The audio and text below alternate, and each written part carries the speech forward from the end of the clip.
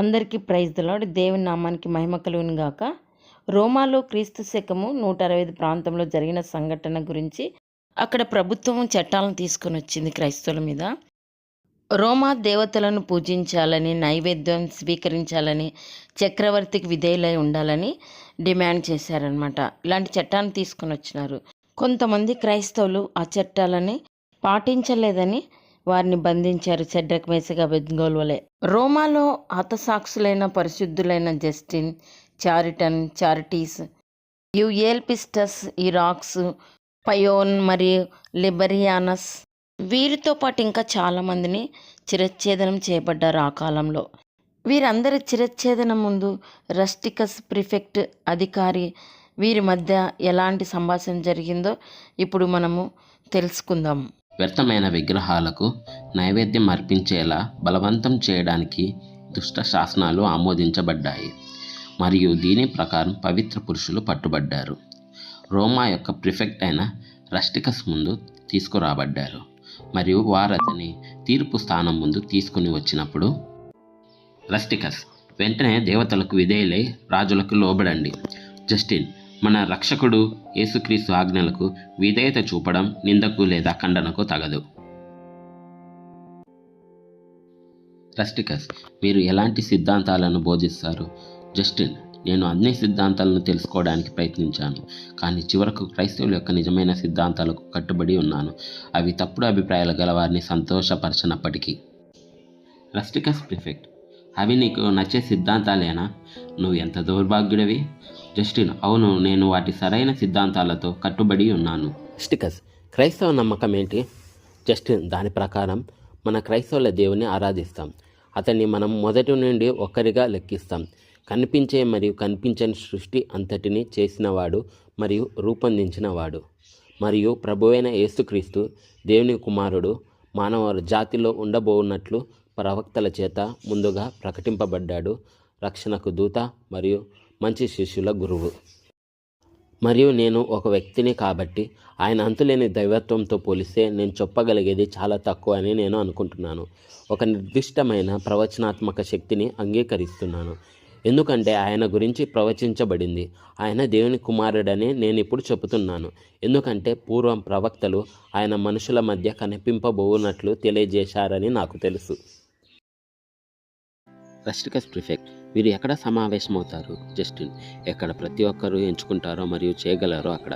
మనందరం ఒకటే చోట కలుస్తామని మీరు అనుకుంటున్నారా? అలా కాదు, ఎందుకంటే క్రైస్తవుల దేవుడు స్థలం ద్వారా పరిమితం చేయబడలేదు, కానీ కనిపించని వాడు ఆకాశం మరియు భూమిని నింపుతాడు మరియు విశ్వాసముల చేత ప్రతి చోట ఆరాధింపబడతాడు మరియు మహిమపరచబడతాడు.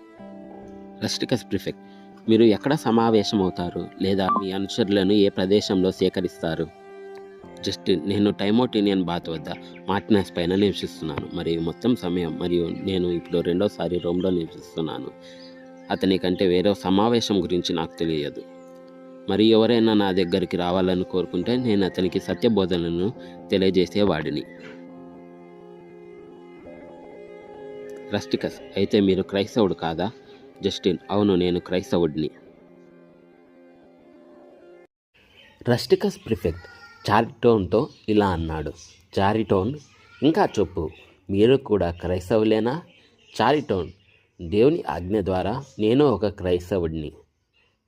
రస్టికస్ ప్రిఫెక్ట్ చారిటో అనే మహిళను అడిగాడు, మీరేం చెప్తారు చారిటో?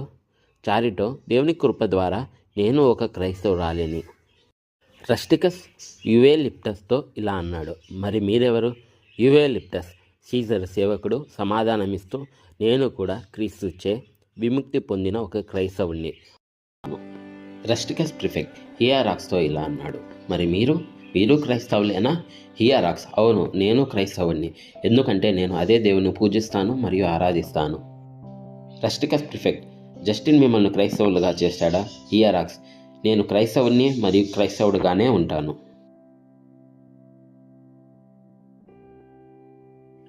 పయోన్ లేచి నేను కూడా క్రైస్తవుణ్ణే అన్నాడు. రస్టికస్ ప్రిఫెక్ట్ నీకు ఎవరు నేర్పించారు? పయోన్ మా తల్లిదండ్రుల నుండి ఈ మంచి ఒప్పుకోలు పొందాను అన్నాడు. యూయోలెప్టస్ నేను సంతోషంగా జస్టిన్ మాటలు విన్నాను, కానీ నా తల్లిదండ్రుల నుండి కూడా నేను క్రైస్తవునిగా ఉండటం నేర్చుకున్నాను.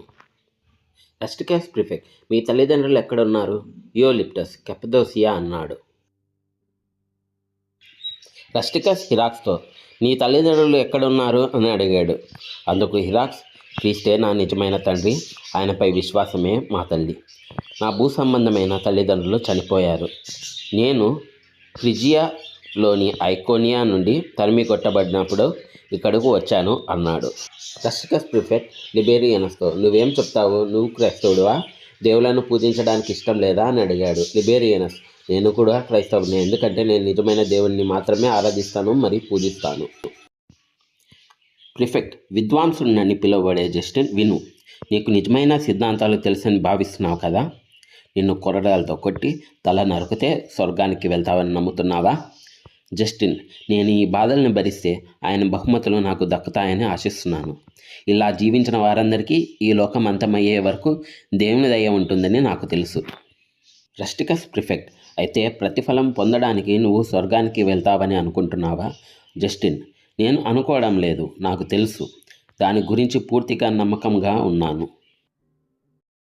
రస్టికస్ ప్రిఫెక్ట్, సరే, ఇప్పుడు మన ముందున్న ముఖ్యమైన విషయం గురించి మాట్లాడుకుందాం. అందరం కలిసి దేవతలకు బలి అర్పిద్దాం. జస్టిన్, సవ్యంగా ఆలోచించే ఏ వ్యక్తి కూడా భక్తి నుండి దేవదూషణకి మారడు. రస్టికస్ ప్రిఫెక్ట్, మీరు లోబడకపోతే కనికరం లేకుండా శిక్షింపబడతారు. జస్టిన్, మనం శిక్షింపబడినప్పటికీ మన ప్రభు అయిన యేసుక్రీస్తు ద్వారా ప్రార్థనతో రక్షింపబడవచ్చు. ఎందుకంటే అది మన ప్రభువు మరియు రక్షకుడి యొక్క భయంకరమైన మరియు సార్వత్రిక తీర్పు స్థానంలో మనకు రక్షణ మరియు నమ్మకంగా మారుతుంది. మిగిలిన హతసాక్షులు కూడా ఇలా అన్నారు, మీకు ఏమనిపిస్తే అలా చేయండి, మేము క్రైస్తవులం, విగ్రహాలకు బలి అర్పించాం. రస్టికస్ ప్రిఫెక్ట్ తీర్పు ప్రకటిస్తూ, దేవతలకు బలి అర్పించడానికి మరియు చక్రవర్తి ఆజ్ఞలకు లొంగడానికి నిరాకరించిన వారిని కొరడాలతో కొట్టి చట్ట ప్రకారం శిరశ్ఛేదనం చేసి శిక్షకు గురి చేయాలి అని చెప్పాడు. పరిశుద్ధ హతసాక్షులు దేవుని మహిమపరిచి నిర్ణయింపబడిన స్థలానికి వెళ్ళి శిరశ్ఛేదనం చేయబడి రక్షకుని ఒప్పుకోలులో తమ సాక్ష్యాన్ని పరిపూర్ణం చేశారు. విశ్వాసులలో కొందరు రహస్యంగా వారి శరీరాలను తీసి వాటిని తగిన స్థానంలో ఉంచారు. మన ప్రభువైన యేసుక్రీస్తు కృప వారితో పనిచేసింది. ఆయనకు యుగ యుగములకు మహిమ కలుగునుగాక. ఆమెన్.